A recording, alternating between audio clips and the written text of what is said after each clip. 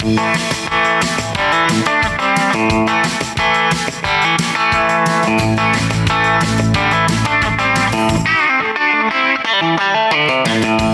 is the Great Alaska Hunting Podcast. I'm Dalton Gray. I'm Ryan Humphreys. Broadcasting from our hometown of Fairbanks, Alaska. Thanks for listening and enjoy the show.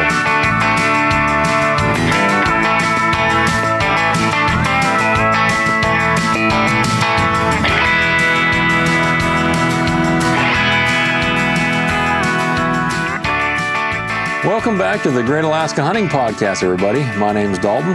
I'm Moe. We're joined this week by Pete Buist. Yep. Well, thanks very much for joining us this week, Pete. It's a pleasure to have you. It's been some time since we've had the ability to sit down and have a chat with you. So thanks for coming out, and we'll have a fun chit chat here. I will try and do my part. I haven't seen your list yet, so I'm looking forward to seeing what you have on there. But to start this one off, there's a little bit of a public announcement that we're going to make just briefly here. A friend of ours and a member of the hunting industry was in an accident, and we just wanted to bring it up so that you guys can go lend a helping hand if you'd feel so inclined. Tyler Friel is a friend of ours and a very well-known individual here in our town, and well-loved and all-around well-respected guy. And he had an accident where he was thrown off a horse, to the best of my knowledge, while on a deer hunt in Idaho. And he has been hospitalized. At the time of this recording, it's only been a handful of days. Mm-hmm. He's had multiple surgeries to fix a lot of things that were broken and ruptured. And he's having a hard go of it. And one of his in-laws posted a GoFundMe page to help them with their medical expenses. And I'll be the first to admit that's not usually something that I partake in. You know, I see a fair amount of that stuff, but it's usually because I don't really know who the person is. I don't know what's going on, so on and so forth. But Tyler's a guy that we all know, well, most of us know, and if you're a listener of this podcast, chances are, even if you don't know it, you've probably seen some of Tyler's work in outdoor life. Or you're a listener to his podcast. Yeah, he's got the Tundra Talk podcast, long time standing. I think that is one of the original, if not the original, Alaska hunting podcast. Yeah. It's been around for quite a while. And anyway, like I said, we consider him to be a friend, and he's been a great help to us, and always a cordial friend to us over the years. And so, if you would think of it, you can just Google GoFundMe Tyler Friel, and it'll come up, I'm sure. And you can give a little donation. It doesn't need to be a whole lot. You know, this is not this is not organized by them. Tyler's not the kind of guy that would stand there with his hand out, even if he needed it. But I think it's nice to be able to show your support and show that you care about people. This is a small industry. We're a pretty tight-knit group of folks for the most part, and I think this is a good opportunity to just reach out and be a blessing and a help to them and their family. They have 3 young kids, and this is not easy, especially him being stuck out of state dealing with this whole ordeal. So keep him in your prayers, and if you'd feel so inclined, you can go donate to his cause and help him and his family with the incurring and, I'm sure, mounting expenses through this whole ordeal. So hopefully, we hope he makes a quick and wholesome recovery and is back on his feet in time for spring bear baiting. So It's a good thing he did it in November and not May or June or miss sheep season. But anyway, now that that's out of the way, get well soon, Tyler. Welcome to the podcast, Pete. Thank you, sir. Appreciate it. For folks that don't know who you are, we should probably do a quick synopsis of your background. Well, probably the fun part in regard to what some of the things we'll talk about tonight is was Alaska Master Guide number 79. I retired in 2016 or 2017, thereabouts. But I also had meaningful, gainful employment over the years with as a forester, first with Alaska Fire Service, and then later with the State of Alaska Division of Forestry. I worked as a forester and wildland firefighter, and used all my leave time to hunt and guide. Yeah. Yeah. And then were you ever in the Boy Scout organization as well? I'm an Eagle Scout. I was an Eagle Scout when I got here to Fairbanks, and Were you ever an instructor here in town? I was a assistant scoutmaster Okay. here in town of Troop 78. If I'm not mistaken, my boss was in your Boy Scout troop. That could be, depending on who your boss is. Yeah. I don't know if it, well, yeah. We mentioned the name off air just in case of confidentiality. I'm okay. sure he wouldn't care, but you know, he's Well, that make two of us because I don't care.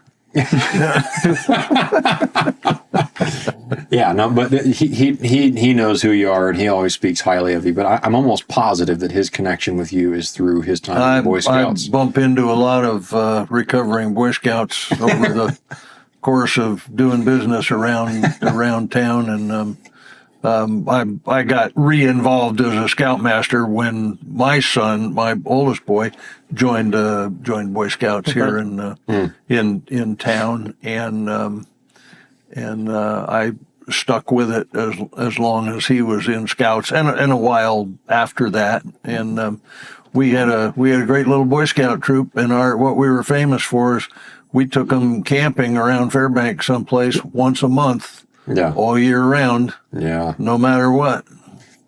Do the Boy Scouts still do stuff like that in this town? I don't know. I haven't been involved with them for quite some time. I don't think they do as much winter camping as we did. Mm-hmm. Nobody did.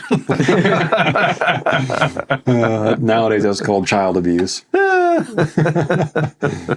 Oh boy. Huh. So were you born and raised here, or did you move up here from the Netherlands? No, I came here not exactly of my own free will, but I was born and raised in northern New Jersey, which is not really a great training ground for working in Alaska, but that's all I had. I was after forestry school, I was drafted into the Army, and the Army happily sent me here instead of Vietnam, and away we went. And that would have been in what year? Pardon me. That would have been 1972. Okay, so you started guiding pretty soon after that time, then. I did. I started working as a packer in a guide camp while on leave from the Army. Oh, really? Yeah. Wow. Huh. And so did you just always have kind of a hankering to be involved outdoors somehow, whether through personal interests, or did you have an idea? I was always, I was raised on a farm, and I always interested in the outdoors, did a lot of hunting and fishing and trapping. I never considered guiding until while I was in the Army, went on a spring brown bear hunt down in Unit 9 on the Alaska Peninsula, and bumped into a guide who was camped in the next bay, who offered they had 7 clients in that camp, and they had 1 brown bear, and over on the next bay, here was 4 rat-ass GIs that didn't know anything about brown bears, and there were 4 of us, and we had 3 bears. And so this fellow said, hey, if any of you guys want to come to work for me as a packer and think about getting an assistant guide license, call me up when you get back to town. And 2 of the 4 ended up working for him. And then one of the other 2 guys ended up working for me as an assistant guide, and then got his guide license. So big happy family. Yeah, I'm sure. Interesting. And then so kind of from there, you ended up getting your outfitter's license and kind of doing hunts for yourself over the years. And Yeah, I took the registered guide test in December of 1980. I continued to work for the same outfitter that I'd been working for a couple of years after that, but I guided a couple of hunts that I contracted for on my own. Oddly enough, the first hunt that I ever guided as a registered guide, working for myself, was for a 13-year-old young lady from here in town who had drawn a Delta bison permit. Oh, And and her dad asked me if I would be interested in helping out, and so off we went down to Delta, and that 13-year-old shot a Boone and Crockett bison, and I was pretty full of myself. so then on the topic of bison, purely a side topic here. With a bison being as large as that one was, how would you compare that to a large bull moose? Well, Just the amount of meat that you get off of it. Oh, much more meat on a bison than on a moose. Way more. Really? Yep. Yeah. And I don't want you to think that's the only bison that I've ever cut up and carried. You carried it. Well, we kind of shot it in a bad place. I have guided for 2 other bison, and I have shot a big bull myself in Montana, and then a smaller bull when I finally, after about 40 years, drew a bison permit for Delta myself. And have you ever had a chance to weigh the quarters off of a bison, or do you think that the meat quantity difference is made up of mainly just the front end and the hump and the spine and everything else? The front shoulders on a bison weigh 2 to 3 times what they do on a moose when it's cut like a beef, with ribs and pieces of neck and shoulder and that sort of thing. There's just so much more weight on the front half of a bison. Huh. Interesting. Well, there's someone I know that has been offered a bison tag on proxy. Oh, Yeah, by proxy. So that there's someone that drew one that is physically going to be unable to do it due to some health complications, and that person offered it to a friend of mine. And so my friend said, should I take this? And I said, are you crazy? Absolutely. And he goes, well, this guy still wants most of the meat. I said, are you kidding me? So what? I'd go do it. Whatever, take what you can get. Yeah. It's ironic that you would mention that, because one of the people that I guided for a bison in Delta had didn't bother to tell me until after we got there that he couldn't walk more than about 100 yards because he had pancreatic cancer. Oh. But that really would have been a good thing to mention like a month or so before. And I'm not quite sure how, but he got a bison. And I carried it. Yeah. Now, that one, I was able to get a snow machine up closer to it. Yeah. If I'm not mistaken, is the bison the only animal up here that has cartridge and kinetic foot-pounds of energy requirements to shoot it? I think you're correct. I think that's the only one that they list like that. Up until I was on the Board of Game years ago, there were some restrictions on muzzle loaders. Oh, okay. For certain kinds of big game. Okay. But now I think bison is the only one, and that's left over from when it's been a regulation for a long time. It's left over from when the Department of Fish and Game would take you by the hand and lead you out and say, shoot that one over there. And guys were, using less than adequate cartridges and everything, and Fish and Game was having to clean up behind them. But yeah, back in those days, there were a lot fewer permits, and Fish and Game would take you out and hold you by the hand and say, shoot that one right there. Interesting. I didn't know any of that. Huh. How long have we had bison out in that Delta herd? Since 1926. Really? Yep. Wow. We haven't been hunting them that long. Sure. But that was when the first bison were brought to Alaska from Yellowstone. Wow. Huh. And now we've got other bison, wood bison, scattered throughout different parts of the state. Well, from those original Delta Plains bison, we started other herds in Alaska at Chitina and Farewell and so forth. But now, just over the last 20 years, we've been working real diligently to reintroduce wood bison in Alaska. Now we have, we brought some to the Wildlife Conservation Center down there out of Anchorage, and they were cooped up there for a long time, and then finally got to move them over to the Anoco. Yeah. And now just this last year, moved another small bunch onto the Kantishna Flats south of the Minto Flats. Yeah. So we're making progress, but I don't think I will live long enough to see anybody get to shoot a wood bison in Alaska. Huh. Interesting. Are the wood bison any bigger than the plains bison? Fish and Game says they are. I can't tell by looking at them. I've been on the planning team for the bison reintroduction thing, so I've got some personal interest and experience on the thing. And I said I worked as a wildland firefighter, and I was doing that. Whatever the year was that we moved bison first over to the Anoco Flats, and we had flown out a bunch of cows and calves and young animals.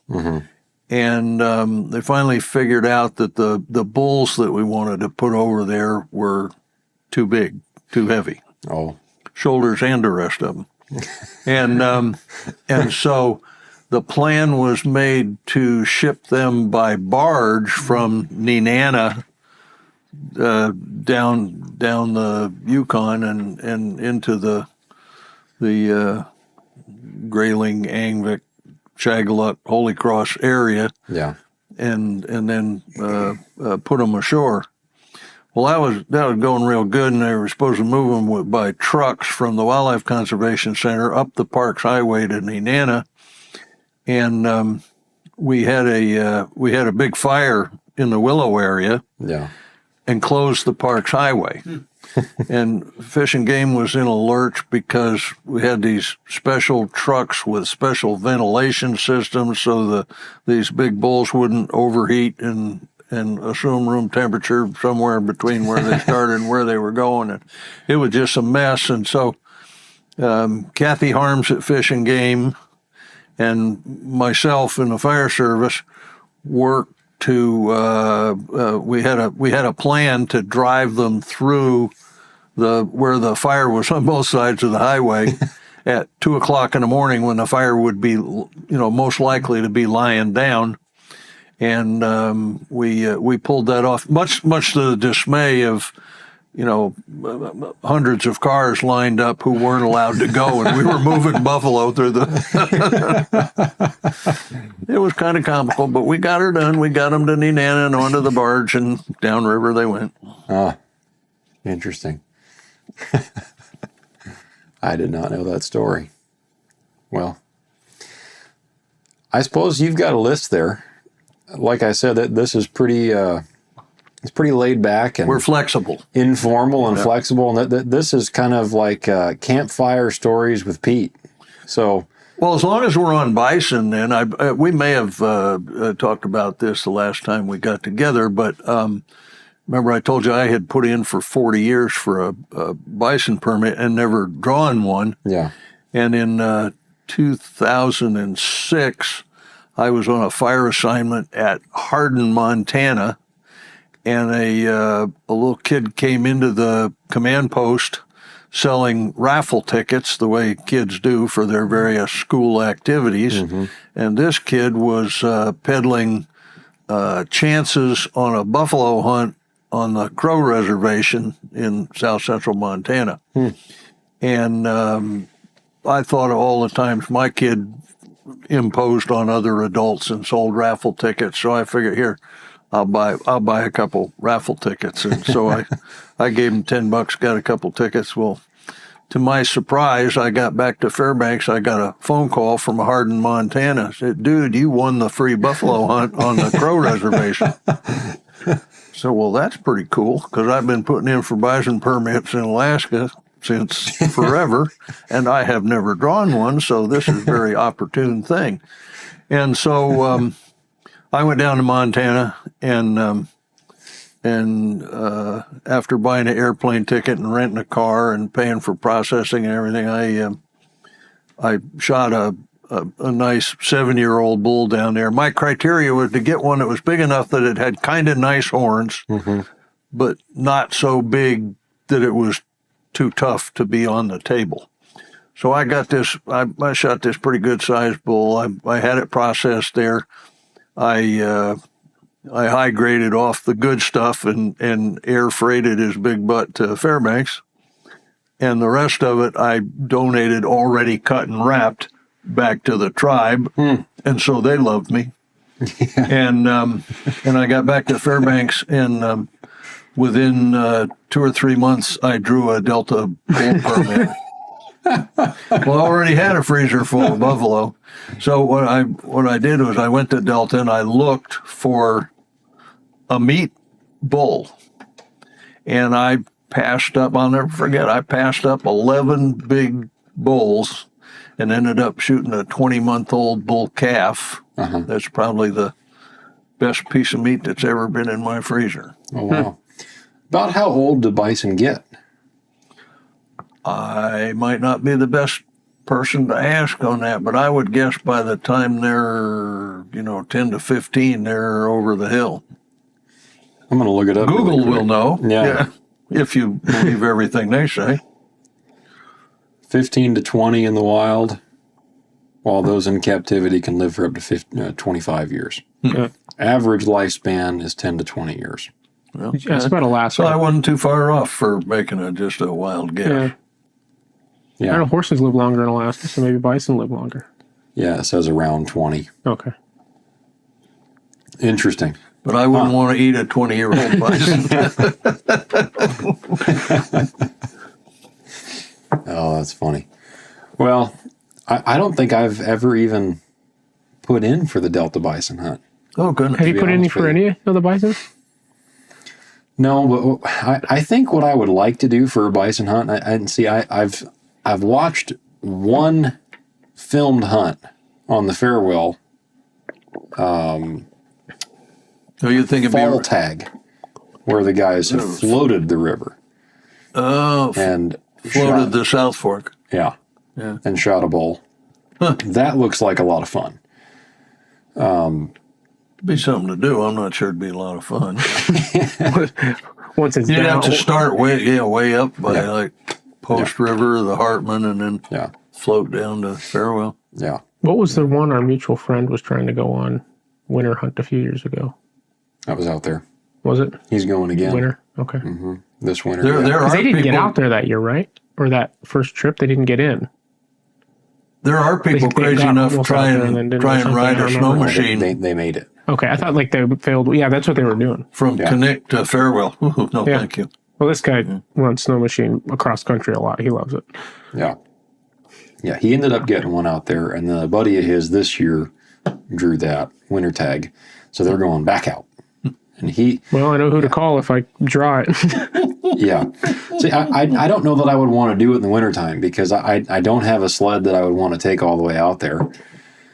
I can think of a couple of things that could go wrong between Connect and that's Farewell. Well, they make a pretty decent trip. 2 or 3 guys, 2 or 3 sleds, A lot of gear. Well, plus if you wait till the Iditarod breaks trail for yeah, you. that's what I think. That's what. Yeah. Or maybe they didn't the first time they tried and they waited. He said that they thought that the Iditarod guy was supposed to be breaking trail for him, but the Iditarod guy had gotten just over Rainy Pass and then turned around and said, "Nah, it's far enough," because a big blizzard was coming in. Yeah, And said, that's right. I'm not going to keep going. So they stopped in Rainy Pass, sold a bunch of their heavy stuff, sold a bunch of fuel and everything else. We're going to turn around and go back. And then they ran into two other guys that were headed in, and they said, "We're not stopping." Oh, okay. That sounds more familiar. So our friends went back to Rainy Pass, got all their stuff, bought it back, and then the whole group of them went in there together, and they shot bison. It's a lot easier to get in your pickup and go to Delta. Yeah. I would imagine it's probably a lot harder to draw that speaking one, of too. drawing, it did just open up. Oh, the draw permits are open now? It's November. Yeah, I got an email on my phone the other day. I was like, oh, I got to do that before I forget. Yeah, I've got a handful of things. You can put in for Buffalo this year? I will put in. Yeah, I will. I'm also going to put in for the archery tag for the muskox. Yeah, me too. Yeah, I put in for that because that'd be a gimme, I think. Where is that? Up on the 5 Mile corridor. On the north side. Oh, that'd be fun. Yeah. Yep. Yeah, bow only. It's only in the 5 Mile corridor. Is for the tag. That would be fun. I think. Yeah, that'd be a fun way to do that. I don't mean to be condescending at all, but it's just personal preference. I don't have any desire to put in for a muskox tag that I can just ride a snow machine up to it and shoot it. It just doesn't seem like it would be fun to me. I read a story the other day, and that's not as easy as it might sound. In my book. Yes. Yeah. Yes.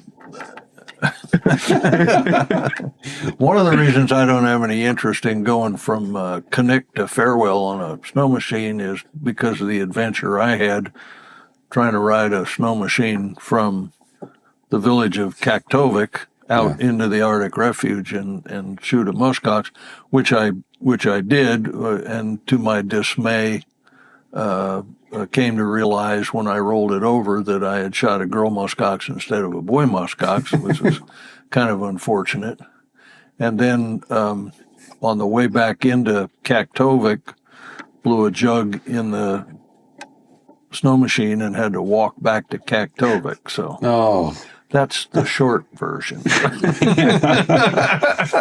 But see, if anything, that goes to further prove my point. That's not what I'm interested in. If I want to go hunting for a muskox or a bison, I would rather go where I am less reliant on machinery to complete the entirety of the trip. Pickup truck instead of a snow machine. No, drop me off in an airplane, give me a raft, and let me float.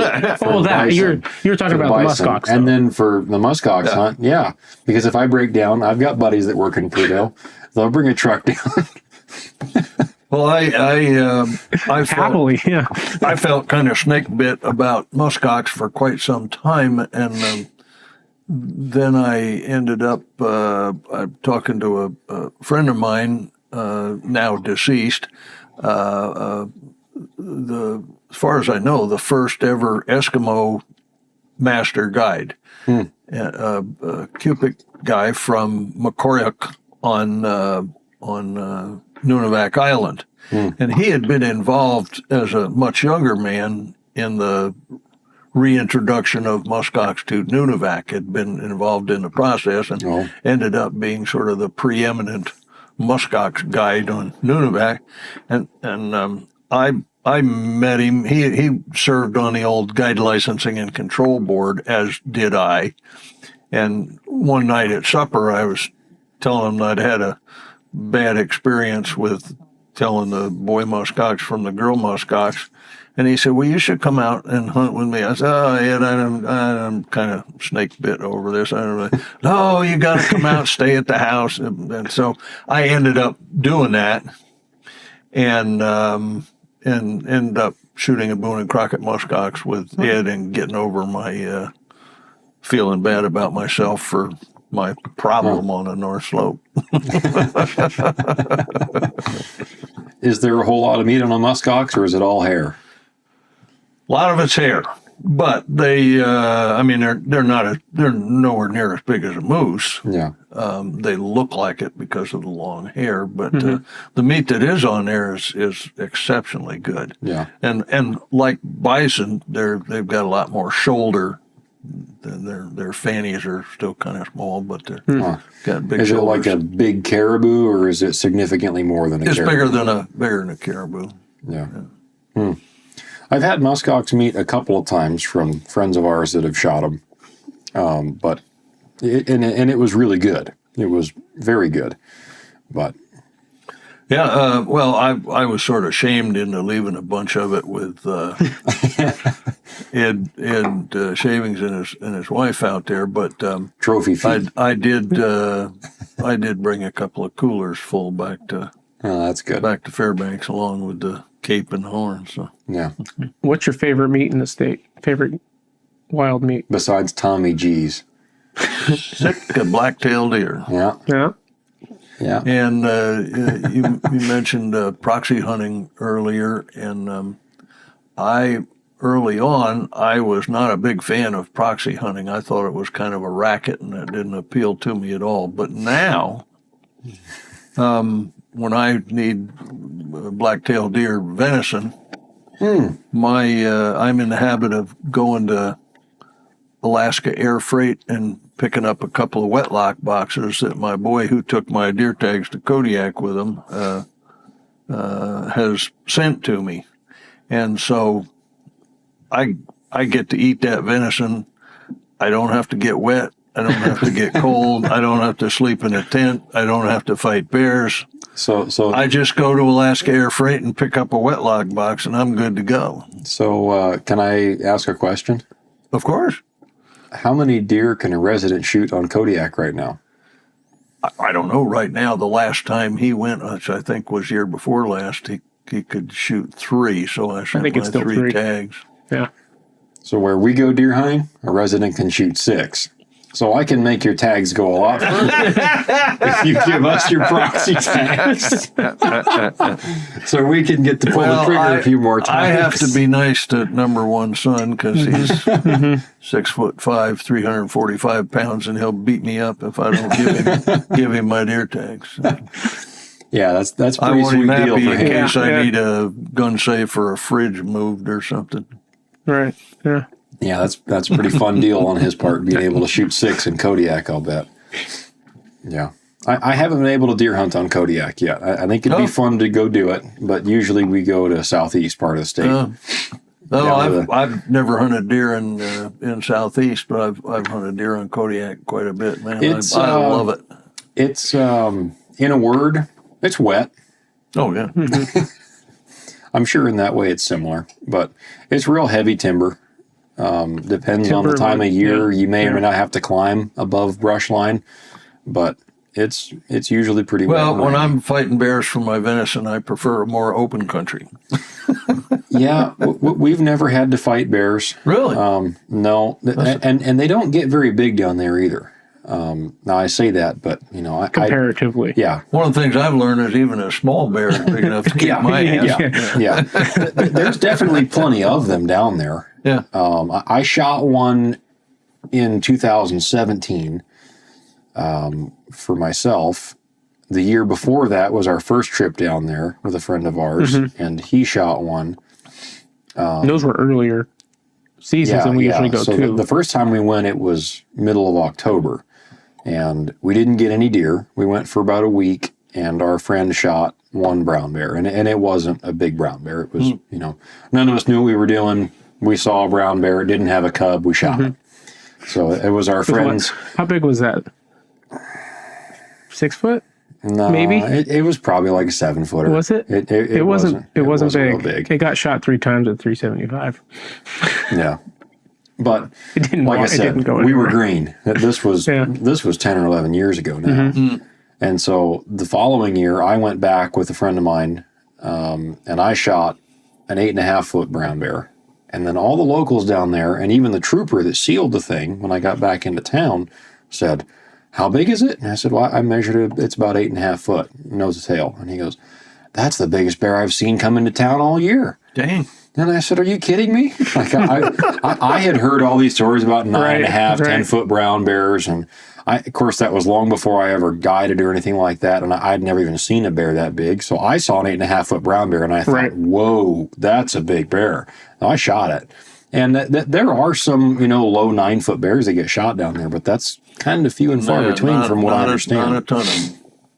Yeah, but it was fun. But every year since then, we've seen a handful of them since then in the last 10 years of going down there, but we've never really. The closest encounter we had was in camp, where we had deer hanging in camp. And we were walking back to camp in the dark with headlamps, and we got, I say, bluff charged. And right as we turned at the noise, our headlamps caught the bear kind of wheeling and hitting the brakes and running off into the brush. It was a bluff charge, really. But that's the only time we ever really had a close call with a brown bear down there deer hunting. Overall, for the most part, they kind of stay away from you. Well, it's such thick cover, they hear you coming, or they smell you. Primarily been November or later for most of it too. So they're not moving as much. Well, the one that I shot was in the middle of November. Was it? Okay. Yeah, that was peak rut. Well, I haven't been there in November. Yeah, that's right. Well, I guess last year was November, but it was late November. Like 2 days. Yeah. They're just not down low moving like usual. Yeah. Like earlier in the season. Yeah. Last year it was really warm in the beginning of December, so there were still bears out. Yeah, I saw tracks of one that I think I might have been following, but I never saw him. But yeah, it's fun. It's usually the highlight of our wintertime when we can make it down there and go deer hunting. Because it's usually by that time, it's about 20 below zero here, and we're ready to get out of Fairbanks for a couple of weeks. Well, these days I disappear out of Fairbanks for a couple of months. Yeah. And I shoot a fair number of white-tailed deer back east there. So, I a lot more venison these days, a lot less moose and caribou and sheep and deer. So you mentioned something earlier that I have to poke the bear on this one. This is a controversial topic, but you mentioned adequately sized calibers or cartridges. So in your opinion, you've been a guide for a long, long, long time, and you've seen a lot of stuff hit the ground. There is a movement today with hunters that is trending towards smaller cartridges for shooting big game. What's your position on that? What have you used? What do you like for yourself? And what did you see clients show up with for the most part? And did you ever have someone show up with too small of a gun? That's a lot of questions. It's all kind of in the first same, of all, hunting for bears and guiding for bears, in my opinion, requires different sorts of firearms. I agree. So in guiding for brown bears and grizzlies anyway, I always carried a .338 and or sometimes I used a .375 H&H. But all that said, in terms of hunting for bears, there are more important things than caliber, like shot placement and bullet construction. Yeah, far more important. I guided a guy one time who shot his grizzly with a .270, but he was using a well-constructed bullet. He was an excellent shot. It was not his first time hunting with us, and so I knew what I was dealing with, and I wasn't concerned. And I mean, it didn't go dead right there, but it didn't go very far, and so I wasn't worried about it. If you're going to shoot a bear, in the foot. It doesn't matter whether you're using a 375 or a 6.5 Creedmoor. It's not going to get the job done. But my advice would be to bear hunters, always was, shoot the heaviest caliber that you can accurately shoot. If you've been using a 30-06 or even a 300 Win Mag, don't go buy a 375 that you're scared to death of and can't shoot accurately. Yeah. So I don't know. I probably tippy-toed around what you actually asked me, but that's the same approach that we take. It's I knew your disposition to the topic ahead of time. I just figured it was I figured it was an opportune moment to bring that up, because there are a fair number of people in the podcast audience world that just get saturated with information. And there's a whole lot of extreme one side or extreme the other side. And one camp is preaching you can do anything you want with a 223. And I think that's a little bit unfounded. And there's also the other extreme end that says you should never even shoot a black bear with anything less than a 300 Win Mag. And even that might not be enough gun. And people throw around terms like stopping power or, they energy displacement. Yeah, they want to quantify their big gun somehow. And I don't think enough people realize that what we've been saying and what you say and what several of the people that are based out of Alaska are saying is that that's not ultimately right either way you look at it. It's not right to go super, super small just for the sake of it. And it's not right to just justify going to the top end either, because you're not going to enjoy shooting it. It's going to rattle your fillings out when you pull the trigger. And then you'll be scared of it and you won't shoot it accurately. Right. Yeah. And so somewhere in the middle there, and it's personal for everybody. It doesn't mean that just because the gun that I like is going to be the right gun for somebody else. And you don't need to have a 375 or, even a 338 in some cases is too much for some people. And that's fine. But I just figured that was a great soapbox to jump up on and stomp your foot for a couple of minutes. And what do you deer hunt with? What did you deer hunt with? I brought a 7mm Ram Mag with me to Alaska, and that's what I've done most of my deer hunting with. When I'm deer hunting on Kodiak, I'll generally use something better, like sometimes even that 338. But I'll just try real hard not to take a shoulder shot. Yeah. Now, some of those deer, you just kind of center punch them and they fall over. Cardboard box deer. Yeah. Flat rate deer.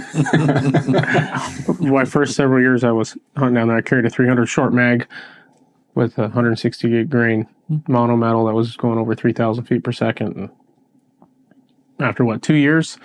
Was it 2 years, 3 years I used that? And I decided that, especially where we're at, where we don't see bears, I think I can shoot them with something smaller.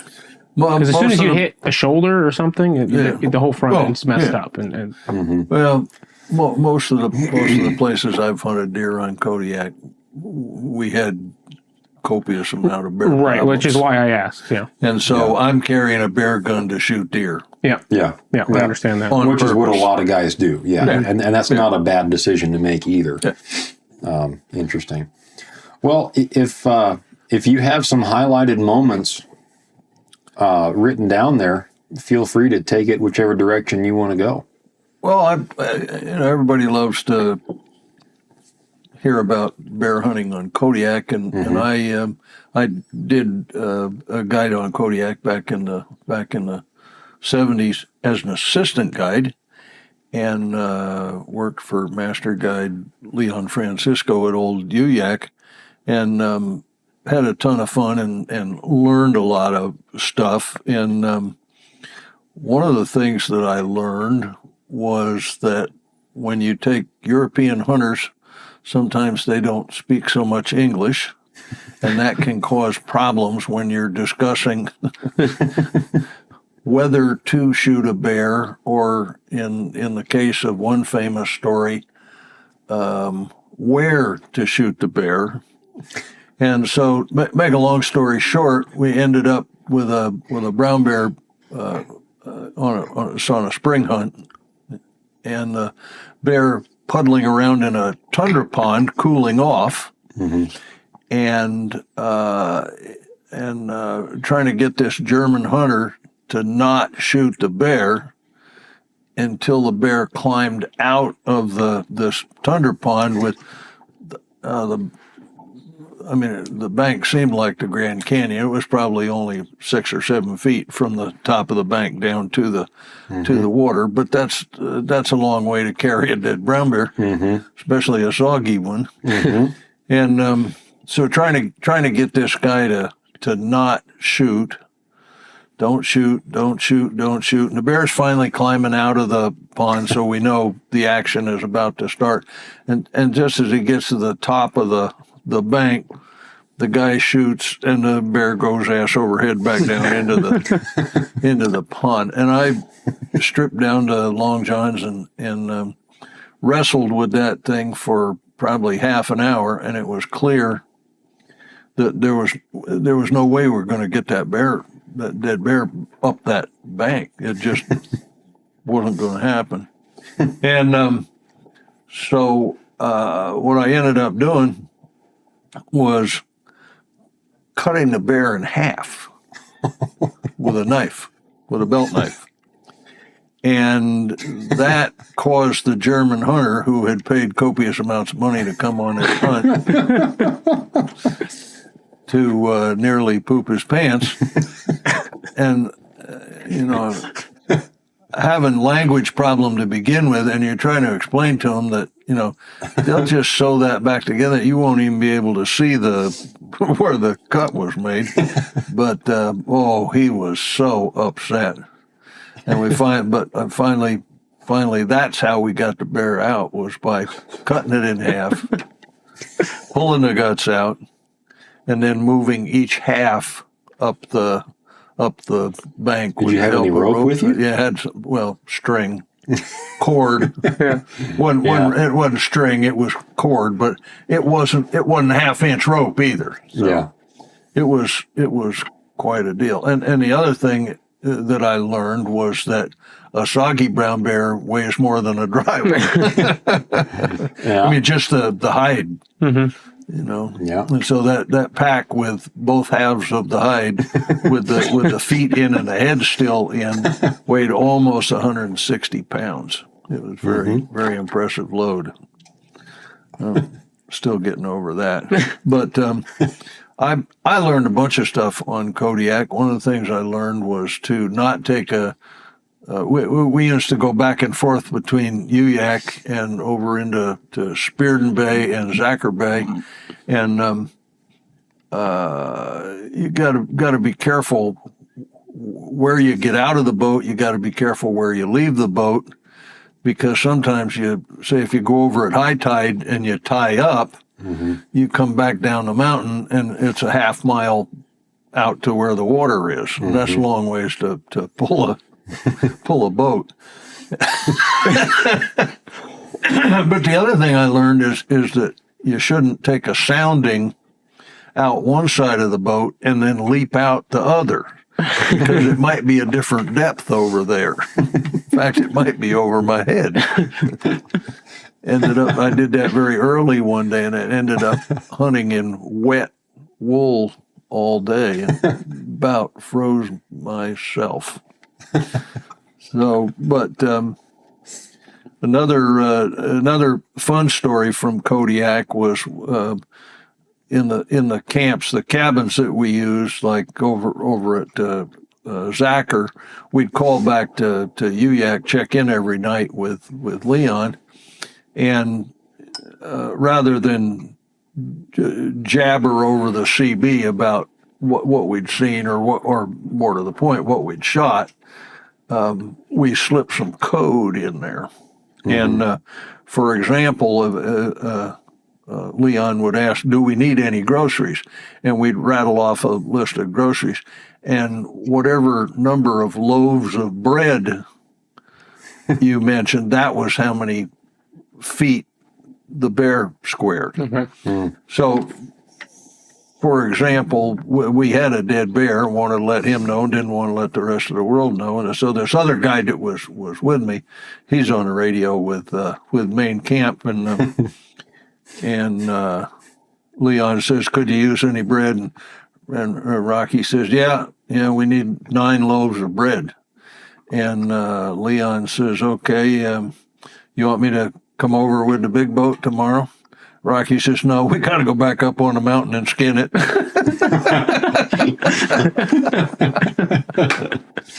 So there went the secret code all over the CB to everybody on the west side of Kodiak. Oh Lord! The other thing I remember from that hunt was that guy Rocky I don't think he'd had a bath since like 2 years before, and we had a couple of hunters from Illinois. And when they left, they gave Rocky all their dirty long johns because it was cleaner than anything he had. But I used to love hunting, especially there in Zacher Bay, because the little cabin that we used was on a good clam beach. Oh, yeah. And most of the groceries that we brought over there was like beer and butter. So that was... for the clams. We ate a lot of clams when we were in that camp. Yeah. So yeah, I had a lot of fun on Kodiak. I really enjoyed it. Were they big clams? No, they're just little butter clams. Little butter clams, yeah. We had a bunch of those where I was bear hunting just a few weeks ago. We dug a bunch of them, and I shouldn't say we. Careful, yeah. One of the friends of ours that went with us. So it was myself and my father-in-law, Moe's dad, and a friend of ours, and he's about Moe's dad's age, and so he used to be a commercial fisherman, and he was familiar with the part of the state that we were in, and he said, "I think there's going to be some clams around." So he knew all about clam digging, and so we ended up bringing a clam shovel roundabout way, and a couple times. He'd come back with 30 or 40 of them. Yeah. Just little. That worked a lot better than doing it the way the bears do. Yeah. A lot less dirty fingernails. It's not exactly fun with down on hands and knees with your butt in the wind and getting rain and trying to dig them out by hand. Then you keep those clams in a pail and feed them oatmeal for a couple of days till they spit all the sand and rocks out. And oatmeal. Yeah. They ingest the oatmeal and spit out the rocks, and they're not as chewy. No way. No way? Huh. I guess you've eaten something clams that you dug that same day, and there's sand and grit and stuff in them. Usually we just take them over to a freshwater stream and and that's it. Let them spit it all out and eat some oatmeal. You won't taste the oatmeal, and it won't grind your teeth down either. Huh. Learned that on Kodiak. Quaker's clams, I guess.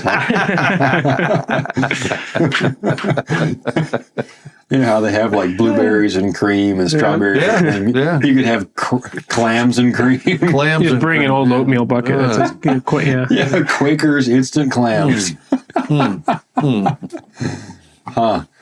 Interesting.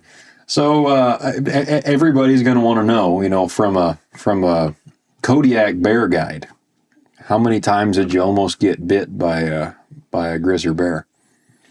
I've never had a problem with I've had problems. I've never had a close call with a bear on Kodiak. Now, my idea of a close call might be more exciting than somebody else's either. I've been bluff charged a few times and had to give up deer because the bear said he wanted it and I agreed. But no. Now I've had closer calls with grizzlies in the interior, especially over in Unit 19, where I did most of my first guiding. Had a guy shoot a grizzly bear in the foot. The bear got a little animated over that. 6'5" Creedmoor, huh? I don't remember what he was shooting, but he didn't shoot it very well. That incident was one of the times that I cemented in my brain that sometimes you can get a hunter too close to a bear. You can get him close enough that he's nervous enough that he doesn't shoot well. Mm-hmm. And how close was that one? That was like 30 yards. But then again, I never wanted a guy to take a 150-yard shot at a grizzly either. Yeah. That always kind of bothers me, watching guys shoot multiple hundreds of yards at grizzly bears in the interior. Yeah, I got no use. Just because they're smaller and, supposedly die easier. I just don't like it. If you're shooting a grizzly bear or a brown bear, you ought to be close. Otherwise, it almost becomes a whole lot easier. Well, not almost, it does.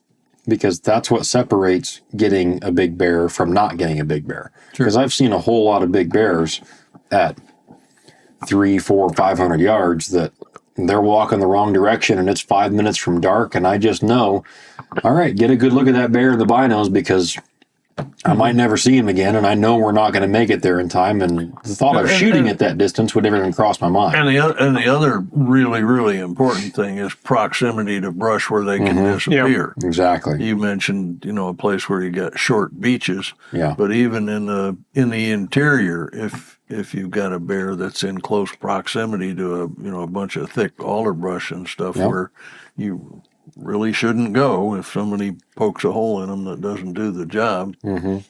That's a big consideration. Yeah, absolutely. What about moose? Did you ever do a whole lot of guiding for moose? I've had 3 hernia operations. So yes. I had my first hernia operation in 1985. And it was attributed to packing moose meat. And whilst I was laid up in the hospital beginning to heal, I got out some of my old diaries and journals and stuff. And I totaled up at that time, I had packed something on the order of 47,000 pounds of moose meat on my back. Now, some of those only had a pack at 100 yards over to the boat and that sort of thing. Some of them were considerably longer than that through rough terrain and everything. But I really enjoy moose hunting. You're less likely to get clawed up and eaten by a moose. But never zero, though. Never zero. But I always enjoyed the challenge of evaluating, the size of a moose. If you've been in the same area for a long time, and you've scored a bunch of moose, you can look at them in binoculars and you can take get a pretty good idea of what they're going to score, or at the very least, what the spread is.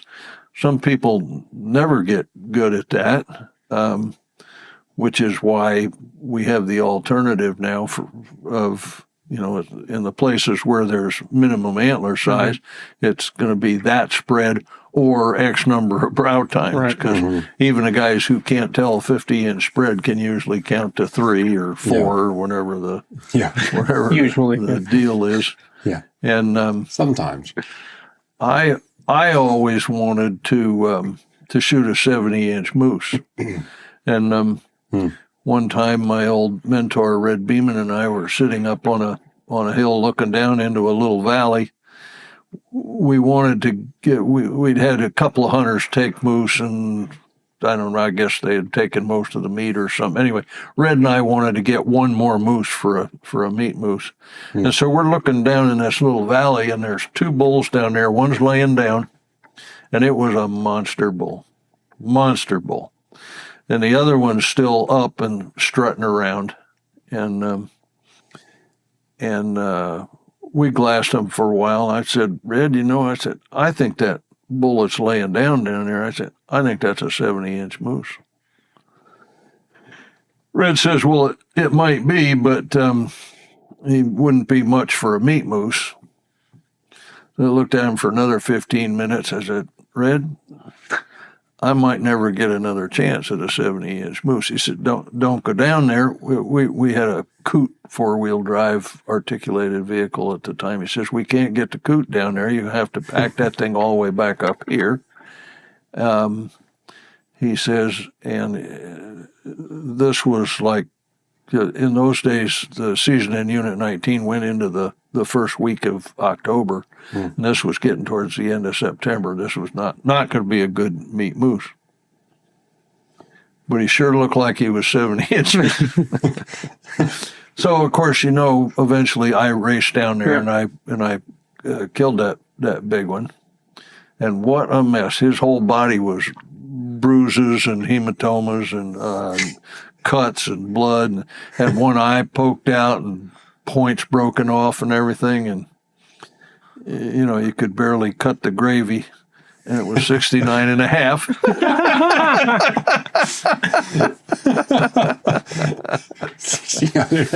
Oh, was it worth it? No. It's the biggest spread moose I've ever killed. Would it have been worth it if it was 70? I'm sorry? Would it have been worth it if it was 70? No, probably not, but I didn't know that at the time. But So Red was right. Red was always right. It took me a few years to learn that. Did he lend you a hand packing it, or did he leave Not you to much. He told me not to go down there.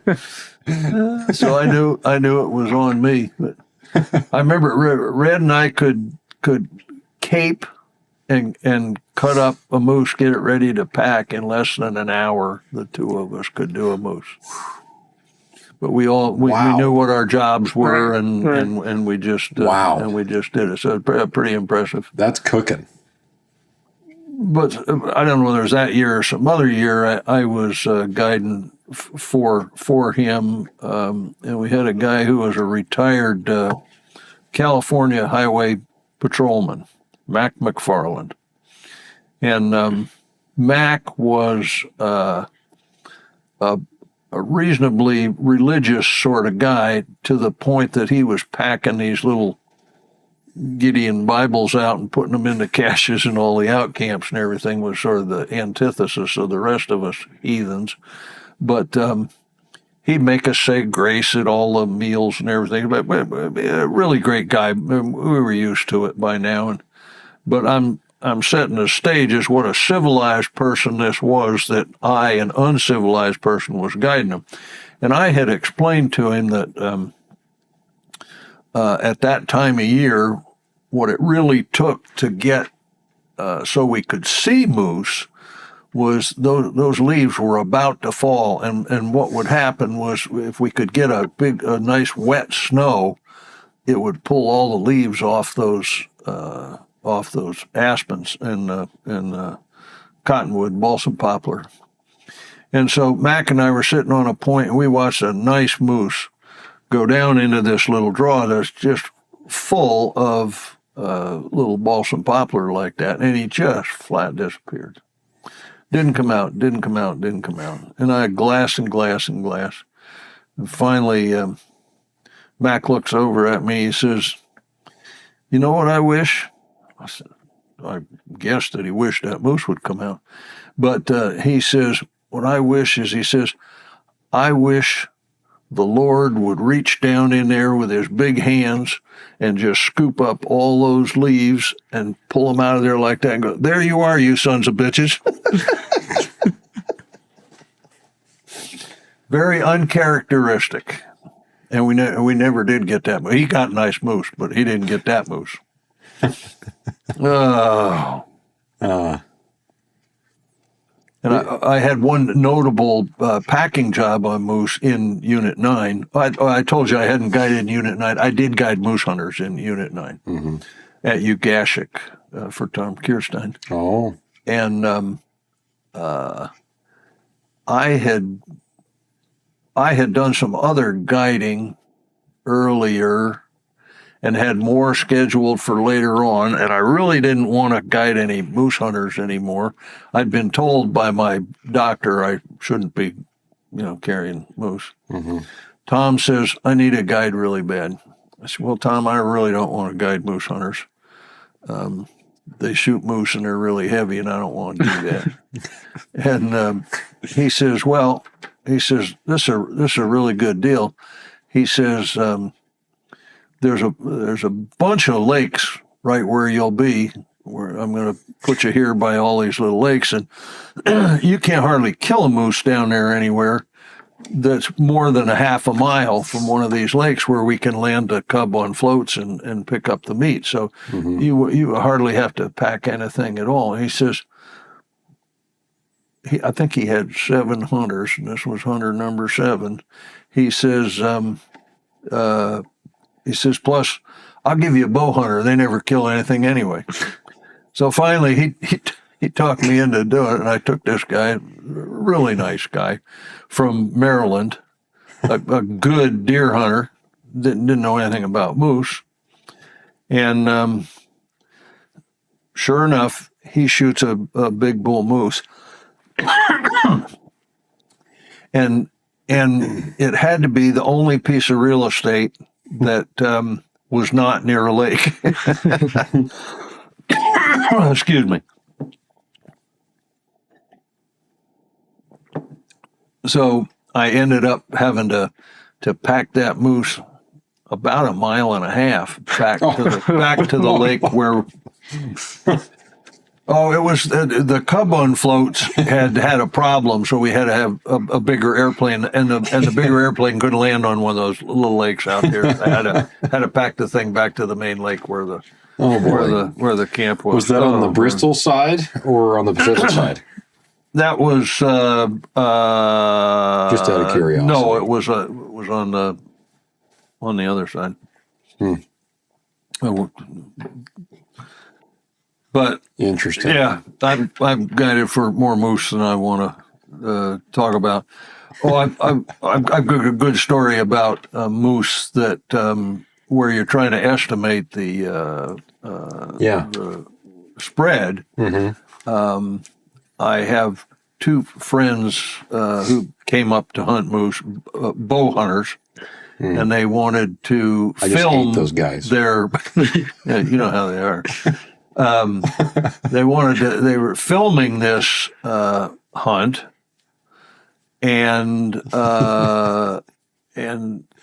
it was in an area down here in the Alaska range where one of the guys had hunted before with the guide who had that area and had gotten permission to come back and do a do-it-yourself with this other bow hunter. At least he got permission. And it's not that you need permission, but that's the polite thing to do if you're going to be in some guide's area. Exactly. Well, so these 2 fellows are sitting on this hill watching a bull down over this deal for a couple of days and trying to determine whether it's a legal bull. Yeah. And it does not have the approved number of brow tines. So they're trying to figure what's the spread. Yeah.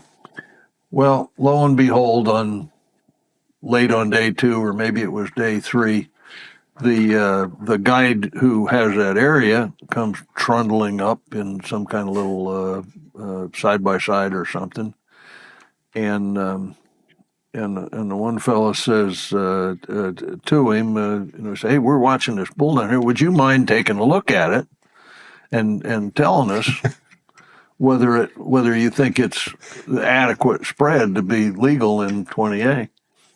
And so the guide hauls his glasses up to his nose and looks at him. He says, that bull's at least 57. Mm-hmm. So they race down there, shoot the bull, and it's 48.5. 57. So the next, grief. And by the time they get down there and put a tape on it, Guido, the guide, is long gone. And So they pack it all the way up there and then back to camp, and they didn't have any side by side. They were on foot. And the guy, my buddy, calls me on the sat phone. And he says, "Hey, we accidentally shot on video this this sublegal moose With their bows. With the bow. Oh, I mean, a classic stalk, and everything went smooth, and All except that for that work. part. Yeah. And that makes it he worse. says, "What should I do?" I said, "Well, rather than me give you legal advice, let me." At the time, Lance Dahlke was the detachment commander of Fish and Wildlife Protection. So I called Lance. I said, "What should he do?" He said, "Well, he's done a self turn in. Have him send that moose meat and antlers in, and you go over to Wright's and pick it up and bring it over to the troopers." So what, I'm supposed to take an illegal moose in my truck and bring it from Wright's over to Pegger Road? And he says, "Yeah, I'll make sure nobody gives you a hard time." So I brought it over there, and they tried every way they could to measure that moose to make it 50, and it wasn't going to happen. Yeah. And even with the self turn in, he then appeared before a judge. And it had a Zoom meeting about it, or whatever they called it back then, and still lost the moose, all the meat and the antlers, and got fined $500, even though he did a self turn in. Yeah. Oh, wow. I mean that kind of figures, though. I mean that $500 that's not unheard of for a fine, even for a self-reporting, because it would be a lot more than that if you got caught with it. A lot more. Oh yeah, sure. they take everything. And they would take your gun But I still or think your bow. if the guy, I mean, he paid $600 to get Wright's to come out there and pick up the meat and bring it in too. So. Well, that was a good price then. Compared to today, that's a deal. like $600. Meat run. Yeah. That's a deal. Yeah, man. So I shot a sublegal moose a long time ago now. Just got too excited. It was 400 yards away and didn't take the time to judge. And he was leaving, so I shot him. Anyway, 8 miles, like, what was it, right? Yeah, 8 miles from the truck or something like that. Mm-hmm. And anyway, I pulled my phone out and I had 1 bar of signal, so I called the troopers. And Standing over the dead steaming moose. Yep. Yeah, just, sick as can be, feeling the way I felt. And it was the same thing. Had turned in meat, antlers, and it was a $300 fine. Well, when I mistakenly shot the tranny muskox on the North Slope there, I figured I was going to get nailed, even though I did a self turn in. I was going to ask you if that was legal to shoot a cow. No, it wasn't. Okay, no, it interesting. was patently illegal. Yeah. But what happened is a guy from Kaktovik had shot a cow by accident a little earlier in the year, and they didn't do anything to him. And I guess the thought was, to be fair, we better not do anything to the other guy. Interesting. So now you're making me curious. What is there, if any, defining characteristic between a bull and a cow muskox? Very, very simple. A bull has the bosses basically touch, or they only have a little like this. Yeah. The cow, there's a space about like that, but that hair in between the bosses is white. And when you're on a bull or a cow? On a cow. On a cow. Okay. And so it looks like a full boss. Ah. So if you're too far away, 40 or 50 yards in a ground blizzard, which is not an excuse. That's what happened. Interesting. Well, that's good to know, just for personal reasons. Would have been useful to know before I did it. Wow. Yeah. Oh man. And bear baiting. He did a lot of bear baiting back in the day. Back in the day, he did. Yeah. At one point before bear baiting regulations, you and your friend had back before the pipeline. Yeah. We did it just for our own hunts. We put out 2 or 3 baits up Chena Hot Springs Road and had a grand time, killed some bears. And but then when the pipeline came to town, the Board of Game made a regulation that you could not feed big game, and that was to keep truckers and so forth from feeding peanut butter and jelly sandwiches to big game, bears and wolves and stuff along the. Did somebody get bit? Is that how that regulation came about? Oh, I don't remember. Because that seems like an oddly specific thing. Yeah. You know? Yeah. All of a sudden, don't feed the big game. Yeah. But but then so for a bunch of years it was closed. You couldn't bait. Yeah. Yeah. And then they opened it up with a whole bunch of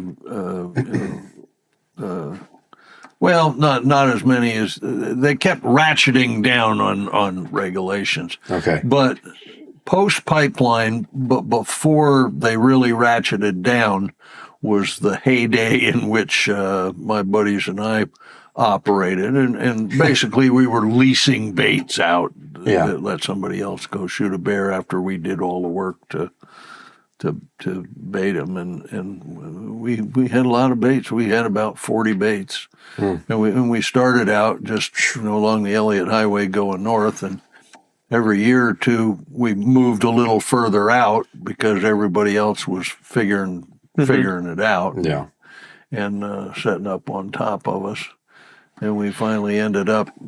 We wouldn't. At the end, we didn't have a bait that was closer than about 3.5, 4 hours from town. Yeah. And then I know before we started recording, I already asked you this question, but I found the answer interesting, and I have some more follow-up questions that I'm going to ask now that we're recording. But in relation specifically to having grizzly bears show up on your baits, you were saying that in the early days you didn't think you had very many grizzly bears hitting your baits, right? Yeah, when I first started baiting, I don't think I ever saw a grizzly on a bait. Okay.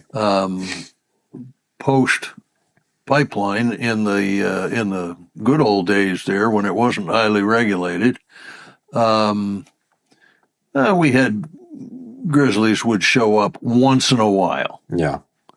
They almost never camped on a bait like some black bears do. Some black bears, if they're really happy with a bait, and they've got water nearby, they'll just lay up, within a half mile or so and go back and forth as they see fit. But the grizzlies were more, oh, look, here's something, I'll have a snack and then keep going. Yeah, exactly.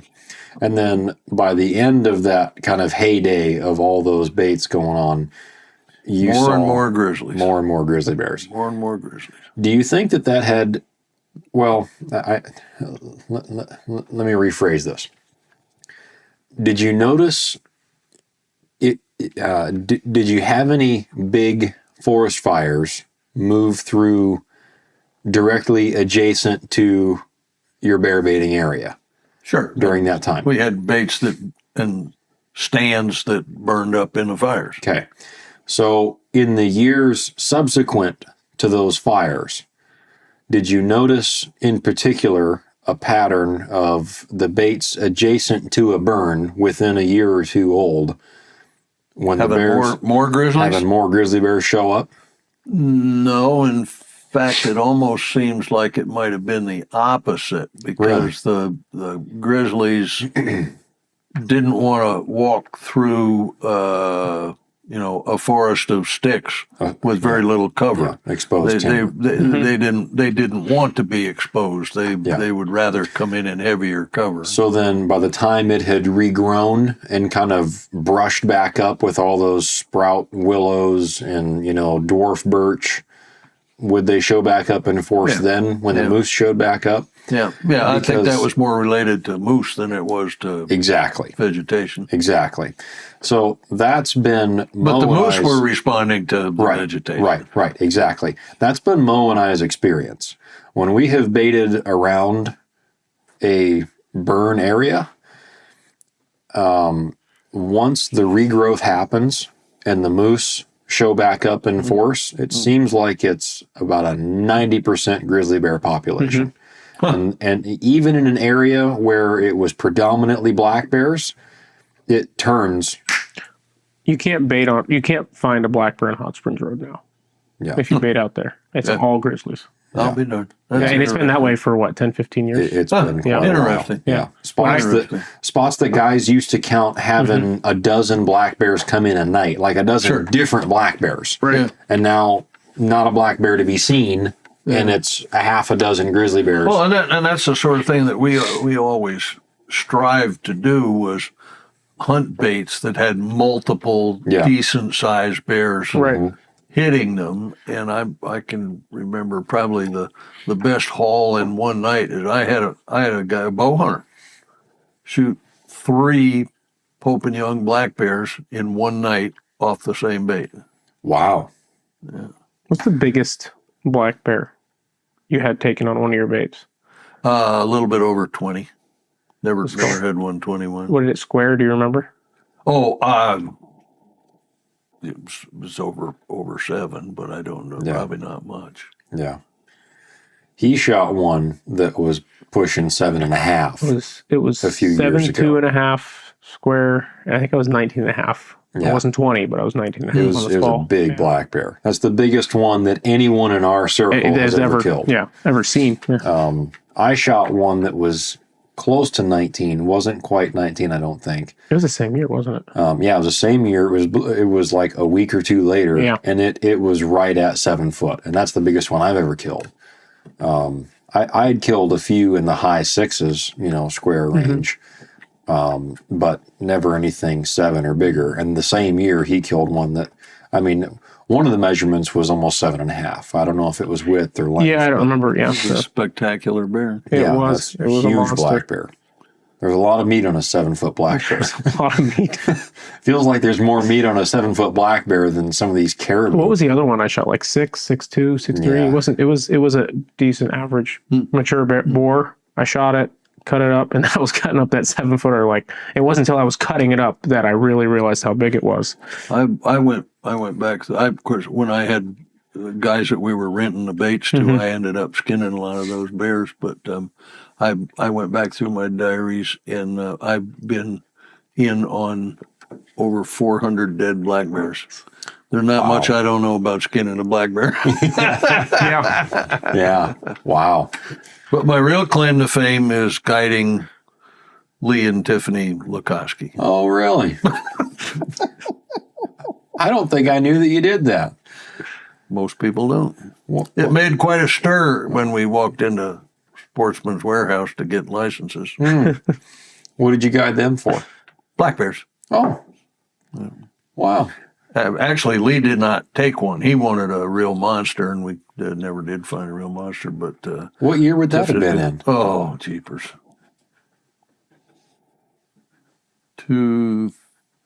2008, 2009, something like that. Huh. But she got one. She did, yeah. And then they had 2 camera dudes with them, and both the camera dudes shot bears. Oh, nice. So they had a grand time. Were they bow hunting too? Yes, both of them. Nice. were. Nice. Cool. That's pretty cool. I think Lee went and shot a big brown bear on Kodiak. I vaguely remember that too. I'm pretty sure he did. Yeah. And I think it's on film. I think I remember seeing it. I want to say Cole guided them, him. I believe it was. I think it was Cole on Kodiak, because Cole called it in, and it was right before dark. I'm pretty sure that's the video I'm thinking of, and he shot it. And And it turned to run away, and Lee shot it again up the rear end with a second arrow, and that one went up and through and came all the way out the neck. That's impressive. And it went about 60 yards and piled up and died. Yeah. Yeah, interesting. Yeah, that's pretty neat. Huh. What about sheep hunting? Did you ever do a lot of sheep hunting? I enjoyed sheep hunting more than a lot of the thing. Well, more than moose hunting. I guided for quite a few sheep over in Unit 19, And then I got my own area in the, and then sometime I used an area that belonged to another guide down here in 20A, which is where a friend of mine, not a paying customer, but a guided non-resident, took a 14-year-old sheep, which is the oldest sheep that I ever guided for. Wow. And then when I got my registered guide license and started trying to set myself up as a guide, it was getting harder and harder to find an open area that had decent sheep in it. So what I ended up doing was I filed on a chunk of the on the Johnson River between Delta and Tok, where it was Tok Trophy Management Area on one side of the Johnson and Delta Controlled Use Area on the other. And I was kind of successful for a few years in having some clients draw one sheep tag or the other there. And I had a nice camp with wall tents and so forth. I had a permit from the state, and I built a cache and a shed and everything there, and took a few sheep out of there. But towards the end, the last year, when I finally gave up on trying to guide sheep hunters at Johnson River, I put in 7 hunters for both Tok and Delta controlled use and never drew a permit. So I always tried to sell those hunts as combination sheep and grizzly hunts, so that I might trick the guy into just coming on a bear hunt if he didn't draw a sheep tag. But it got to the point where you can't run a business on the off chance your hunter's gonna get drawn for a tag there. But I had I really enjoyed the Johnson River's first place I ever hunted sheep myself as a resident hunter, and I was really attached to it. My first wife's ashes are up there at the glacier and that sort of thing, and so we had it was great grizzly hunting. I had adventures with porcupines there. Killed 6 of them in one night. They're making that gnawing sound on plywood. And we just go out and beat them to death with a stick.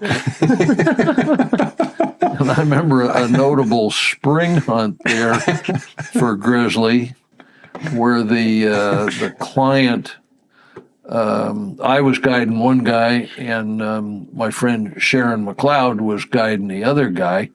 And this guy was, what I remember most about him was that he didn't want any pictures taken in camp that had Sharon in the pictures, because he didn't want his wife to know that he was in camp with a female guide. we had a lot of fun with Sharon guiding guys, and some guys are just really, they're upset that a girl might outwalk them or outclimb them or something like that. That guy was really paranoid.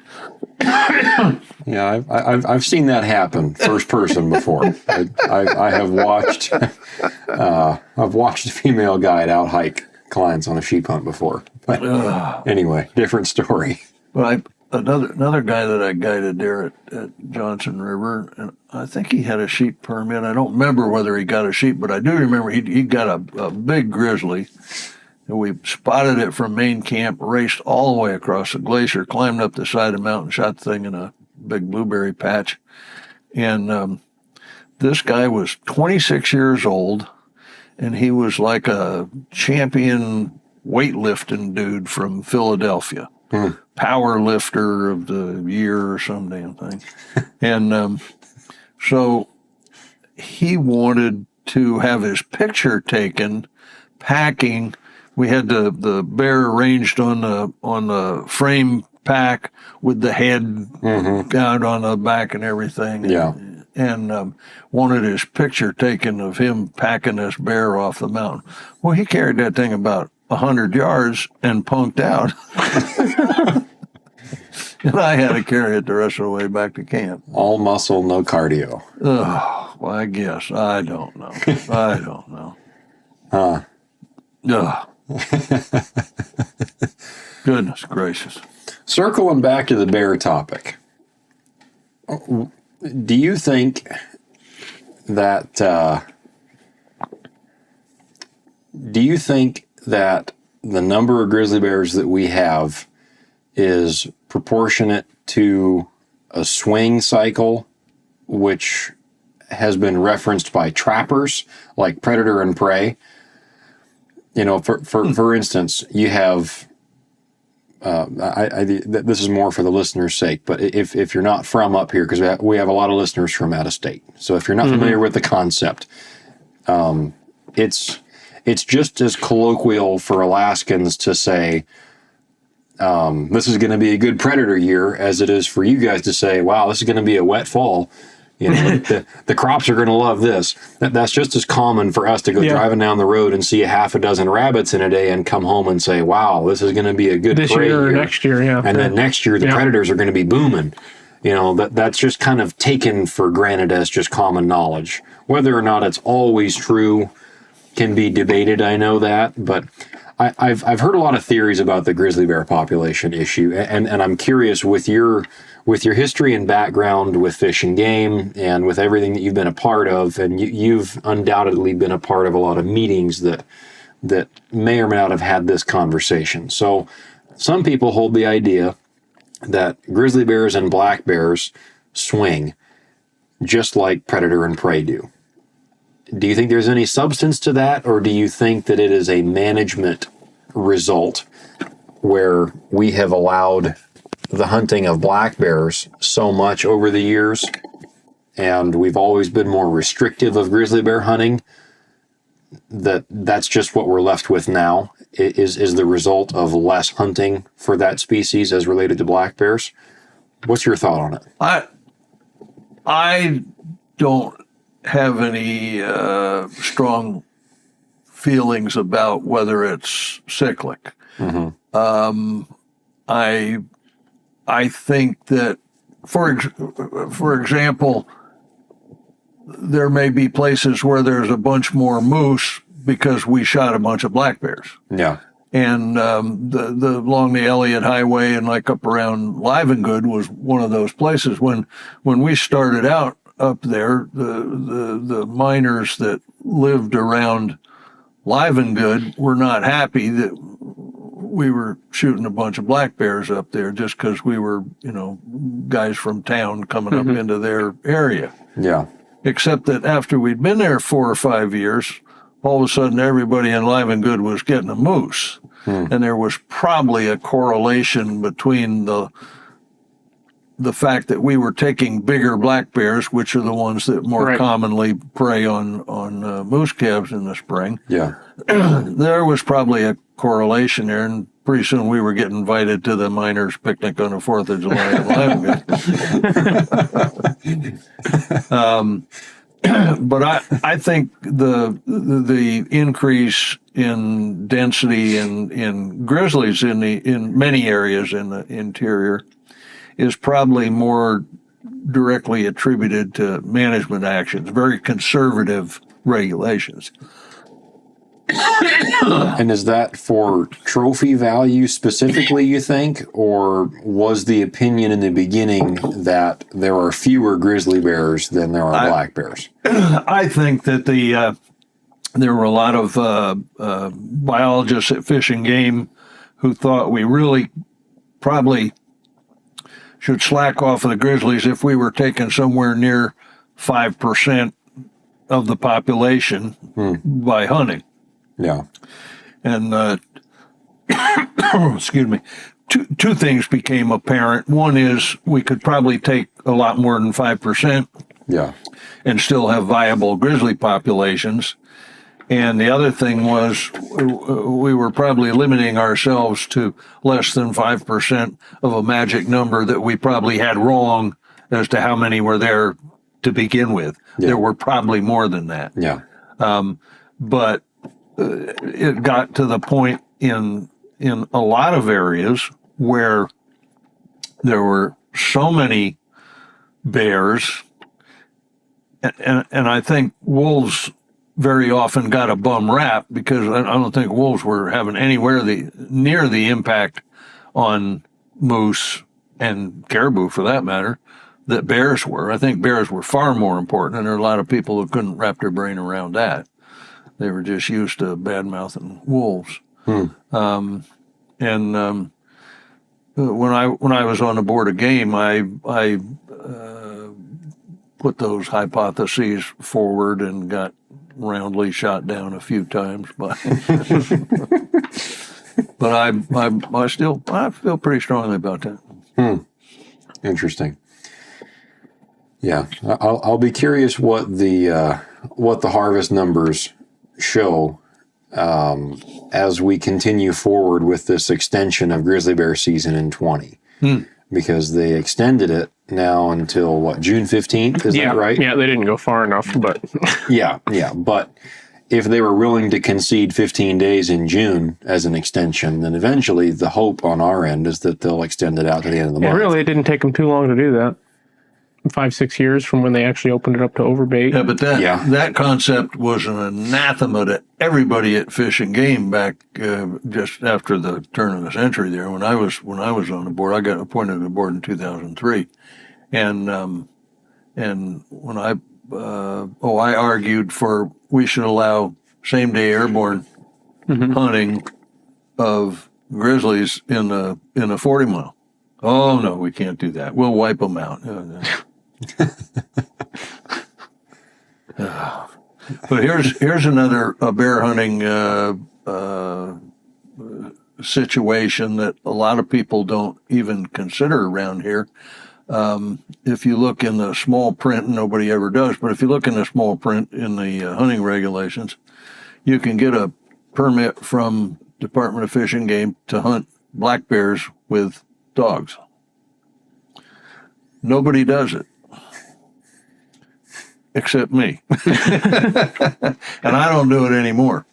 But I'd always had hounds when I was back east, so I thought after a while it'd be fun to get some hounds and hunt black bears in Alaska. So I got me a permit and started trying it I'd go to active bait and dump dogs out on, a track that I knew was a hot bear track.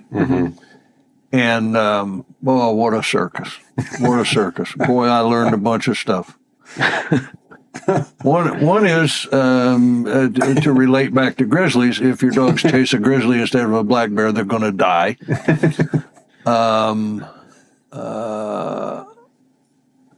If you chase black bears in an area where the trees are too small and they can't climb them, they'll just run and run and run and run and run, and you'll never get them, which they may do anyway.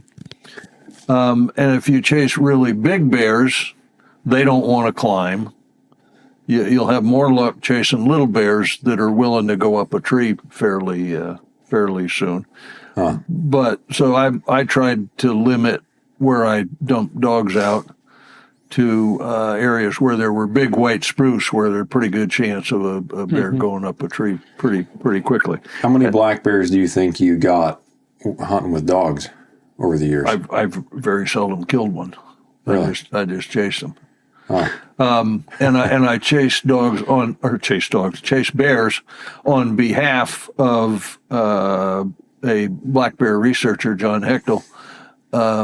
We chased some bears and put them up a tree, and if they were a female, give them a shot of sleepy juice and put a collar on them when he was doing some bear research and did that sort of thing. But as far as killing bears over dogs, I can't think of more than a couple. Yeah. And I still have one old retired blue tick that lives with me. He's 13 years old, and he has cataracts, and he's stone deaf, and but he'll still chase a bear. Because we have where I go in New Jersey, we have over 3 bears per square mile.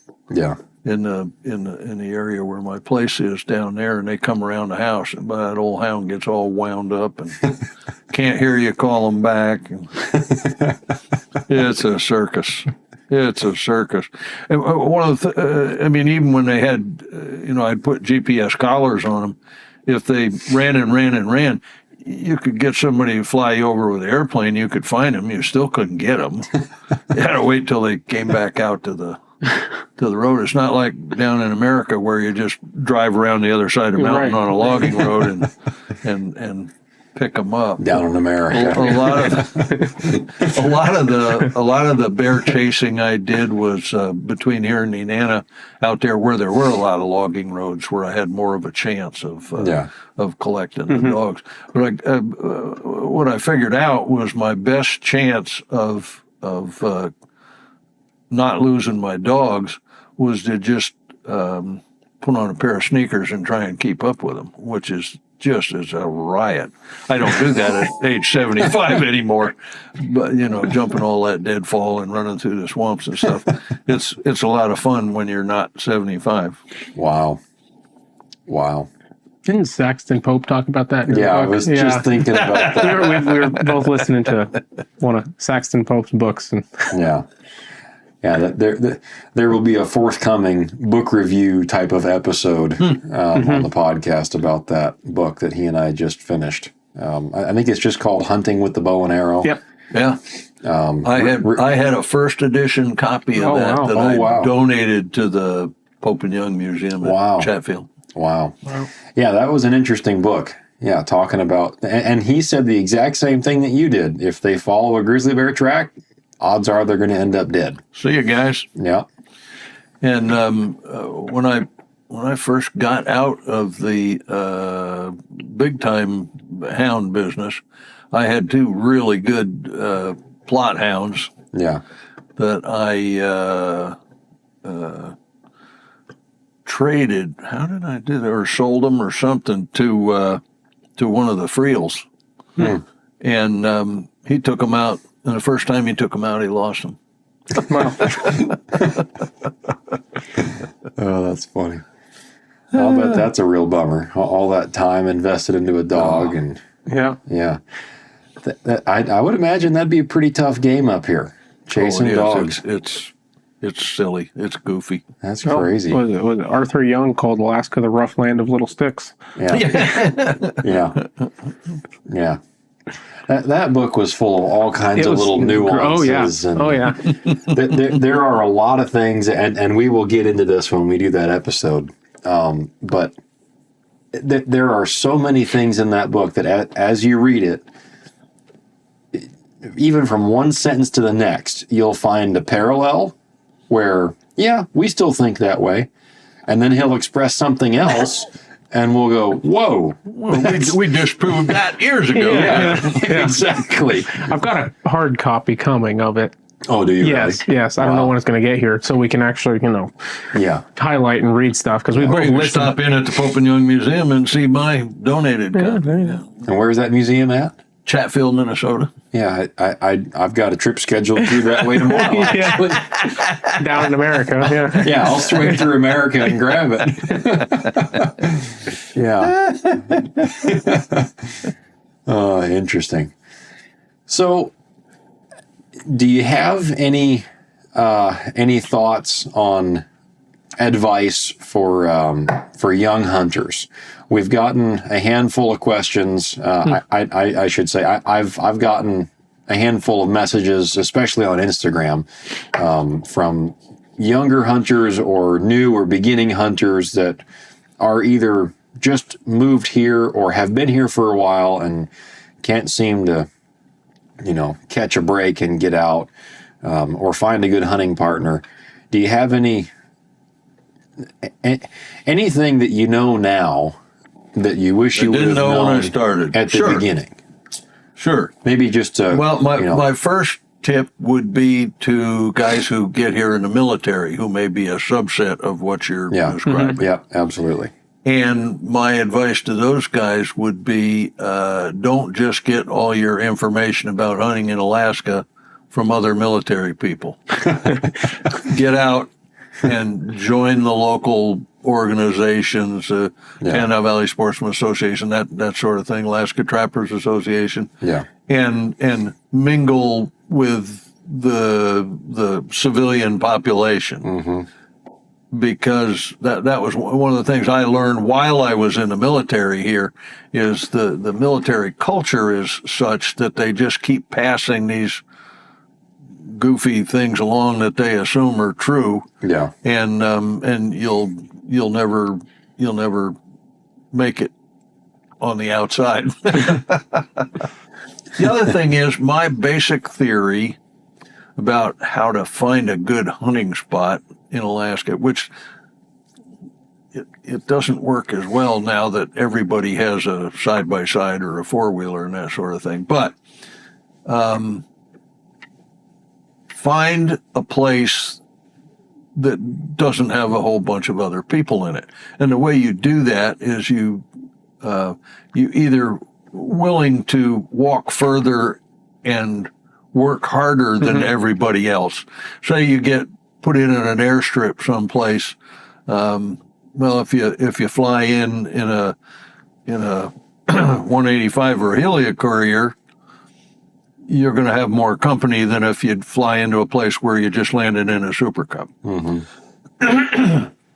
But if you're willing to walk 3 days from that strip, you'll find better sheep hunting. Because everybody else probably going to put their tent up there, walk out for half a day, glass around, and then walk back. If everybody else is using river boats, haul a canoe behind the riverboat to where you're going, and get up and get into those side beaver ponds and that kind of stuff where the guys in the riverboats don't go. My friend Joe Want guided on a Shinjek for years and years and years using horses. Well, nobody else hunting in a Shinjek had horses. They would fly in, and they'd be willing to carry a moose maybe a couple of miles. Joe had horses. He could go 20 miles up from where the camp was and haul moose meat back down to the strip. So find a mode of transportation that the other people don't have, or be willing to, go to the end of the road and walk further than everybody else. Because, hard work is what's going to get you to the good areas. Yeah, that's good advice. My favorite thing to do with a four-wheeler is to find a trail that the beginning of the trail, or close to the beginning of the trail, is several miles of swamp. Just, nasty bog. And I grew up riding in that stuff and with my dad and doing stuff and just goofing off as a teenager. And so I've got after a few times through it, I can scoot pretty quick through it, maybe an hour, and then the next 20 miles might also take me an hour. But the beginning of the trail's bad. And you don't see anybody. You get out there, you're alone. And then, 2 or 3 broken axles later. Busted tie half rod. a day stuck in the mud. And then you're hiking out and hiking in with parts. But, nobody else was out there. One of the stories there is about walking 26 miles after we broke a drive axle in a snow machine. So. Well, I think this would be an appropriate time to address your book. So for those folks that are listening or watching this, you can see that Pete is holding a fine copy of his own book. It's called Me Caribou is on Fire. This is what happened when I was bored to tears during COVID. Rather than just watch TV, I decided it'd be fun to go through my old diaries and things and write a book. And this is the result. I had the diaries and journals that I could use as a basis for, and I picked out some stories that I thought would be fun or funny, hopefully both. And so it's Me Caribou is on Fire, International Adventures of an Alaskan Hunting Guide. So it's not just about Alaska. A lot of the stories are about Alaska, but there's also hunts in New Zealand and Africa and I'm not famous for much, but I've hunted on 5 continents with a muzzleloader. Wow. After my big accident in 1979, when I couldn't use the bow for a couple of years, I took up muzzleloading. And I also came to learn that it's easier to draw muzzleloader tags in some of the lower 48 states than it is to draw bow tags. Oh, really? And so I've done a lot of hunting with a muzzleloader, and that documents some of that. But if anybody's interested, shoot me an email, Pete Buist, PETEBUIST @gmail.com. And for 25 of your hard-earned dollars, I will mail you an autographed copy. There you go. There we go. And I got a shed full of them, and I'm 75. I do not want to assume room temperature and leave my kids stuck with a shed full of these books. So help me out. Well, I last time we talked to you, I bought a copy from you, and I put it on my shelf with all the other books that I've been buying and putting on my shelf, intending on reading. Yeah. And then Dalton was talking about having you back on, and I remembered 4 days ago, that I have a copy of his book that I haven't read. So I picked it up and I made it about halfway. Yeah. And last night I crawled into bed and thought, I'm not going to read tonight. I'm too tired. And I picked it up and looked at it and I started reading. It was fun. I started reading. I couldn't put it down. And the cover is painted by my old boss at Division of Forestry, Mark Lee. Nice. And it depicts caribou crossing at Onion Portage up in Unit 23. Okay. Nice. And it seemed to fit, and he was willing to let me use it because he's got a shed full of those prints he's trying to sell too.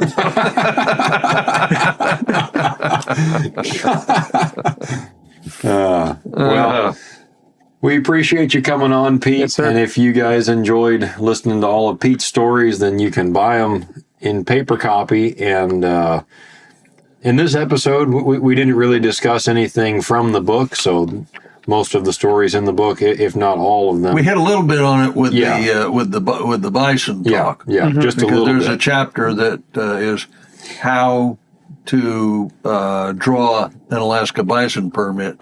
The answer is go shoot a bison in Montana, and then you'll draw a tag in Alaska. But if you want to hear some other stories from Pete that you didn't hear in today's podcast episode, then you can reach Pete at his email, and we will put your email address in the podcast description of this episode, so they can direct link to that and get a hold of you there if they missed it.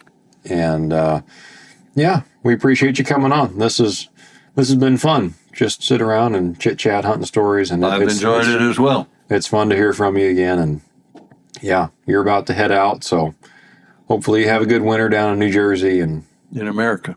Yeah, down in, well, that's like knockoff America. Yeah, right. Yeah. This is real frontier America. Yeah. The last frontier. The last land of few protests, we can put it that way. No kings and very, very few chums and fall silvers, too. Yeah. That's funny. Well, folks, if you like listening to the Great Alaska Hunting Podcast, please leave us a positive written review on whatever platform you're listening to us on, or a 5-star rating. That helps us promote the show to other prospective listeners and continue to grow the show. We appreciate all the support so far. If you're watching on YouTube, then you're part of our niche audience there. Then you can like and subscribe like everybody else does on YouTube, and leave us a comment there. We appreciate those of you that have, and share it with a friend. And until next episode, tread lightly, but don't tread well. We'll see you next time.